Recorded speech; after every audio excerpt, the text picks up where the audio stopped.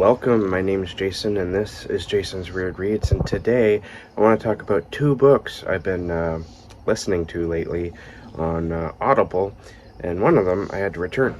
So the first one is the one I returned, and I was really disappointed, not in the story, but in the quality of the recording. The funny thing is, it was recorded by one of my favorite narrators, R.C. Bray. And the problem was I couldn't hear it. Now, I'm talking about Michael McDowell's Gilded Needles, and I believe this is a release of a book of his that went out of print. And some really interesting and dark things going on in this book, and I was really enjoying it, but as I said, I couldn't hear it. Valancourt Books, or publishers, put it out, and it frustrates me because this isn't the first time this has happened. You're trying to listen to the audiobook and you're in your car, and the hum of the car's motor mingles so loudly with, and you got it like playing full blast, and it mingles so loudly you can't hear the voice, or you're cooking something and like your bacon and eggs that are frying drown out the audiobook, even though you have it playing on a Bluetooth speaker that's technically really loud and you have it going full blast. I usually have problems with this in podcasts, but not so much with audiobooks. So I kind of wish publishers would, there's got to be a way to fix this, right? You got to be able to crank the volume before hitting publish. I know there is when I'm doing my videos. I always crank the video audio as loud as I can so that people can hear it. And the funny thing is, when you have a video where the audio is terrible, because I've had that before, people will let you know, I can't hear what you're saying, your voice is too low. And so I understand their frustration, because and that's why I tend to crank my videos, and when I was doing podcasts I would crank those too. You do it in your editing software.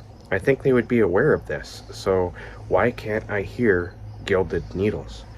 What I did hear of it, though, I really enjoyed. So if there's anyone from Valancourt Books listening to this, or somebody who knows people within Valancourt Books, please fix this, because it sounds like a really good book.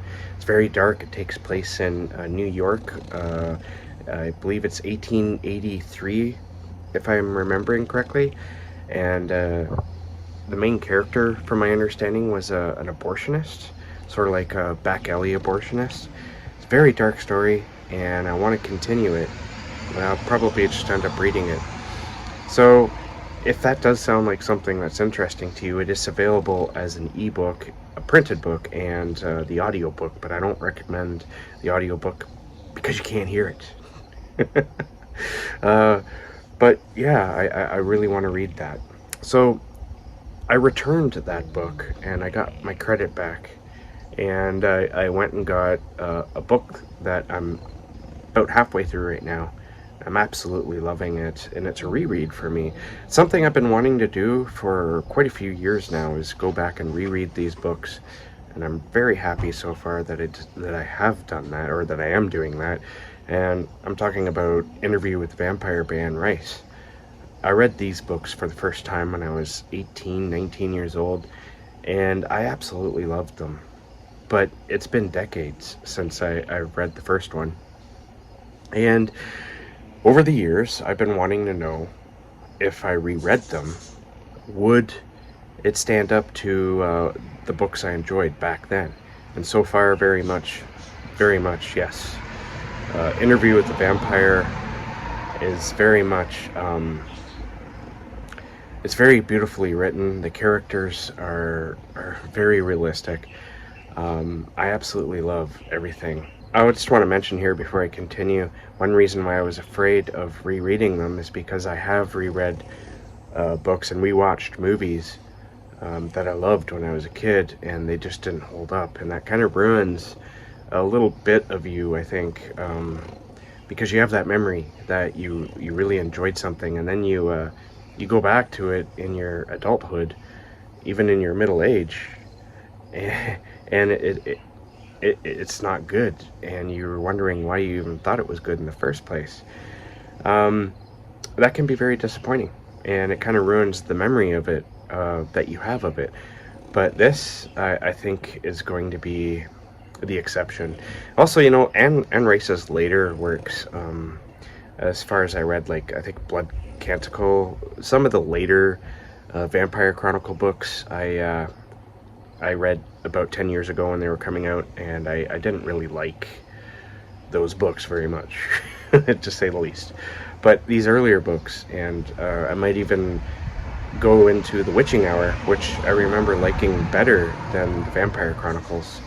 So I guess we'll see, but right now I am going to be reading Interview with the Vampire Lestat, Queen of the Damned, and Tales of the Body Thief, and maybe even Memnoch the Devil. I remember absolutely loving Memnoch the Devil. Tales of the Body Thief and Memnoch the Devil were among my favorites way back in the day. So I wanted to talk just a little bit about the movie adaptation. I loved the movie adaptation myself. I feel it was cast very well. A lot of people didn't like Tom Cruise in the role of Lestat, and I can see why. I remember when it was first announced that they were having Tom Cruise play Lestat, and I was like, no, you don't have Mr. Mission Impossible playing Lestat. But I think he, you know, the one thing that Tom Cruise put into that character was his ego, and how egocentric he is and how spoiled he is. He really drew into that type of flamboyant character, and he made it his own. I think he became Lestat. I was very surprised at that. But the one thing I forgot is how many differences there are between the movie and the book. They're very subtle differences too, but there's some big differences in the storyline. And the one thing that surprises me is how much I remember the movie over the book. Because even in the first little bit, the way Louis is transformed into a vampire by Lestat is different in the movie, and the movie version is what I remember. And it's like within the first 25 pages, so I'm not really spoiling anything here if you haven't read the book or seen the movie. In the book, it's Louis loses his brother. His brother dies, and he becomes quite depressed over that. And that's when Lestat kind of comes in and lures him into the vampirehood. But in the movie, Louis loses his wife and his child. And he starts searching for death because he can't handle the emotional pain. And I always remembered it being that way, the latter. And it's not that way. He loses his brother, not his wife and kid, in the book. And so I found that interesting. But there's so many other just little details like that are switched up, and I'm having a lot of fun kind of picking them apart. But you know, I'm having a lot of fun just rereading Interview with the Vampire, and I'm really looking forward to continuing the series. I hope that I do anyway. So if I was to say that I have a TBR for the fall, at least the early part of the fall, it's going to be the Vampire Chronicles. So that's pretty much all I want to talk about. These two books, I recommend both, but I don't recommend the audiobook for Gilded Needles by Michael McDowell. But I listened to about, I think maybe close to an hour before giving up. I would say, you know, get the audiobook if you're going to listen to it on your earbuds or earphones, maybe you'd be able to hear it then. But I rarely listen to audiobooks with my earphones or headphones. I always listen to my audiobooks in the car and while I'm cooking, and sometimes while I'm just sitting down doing nothing late at night, because hey, why not, right?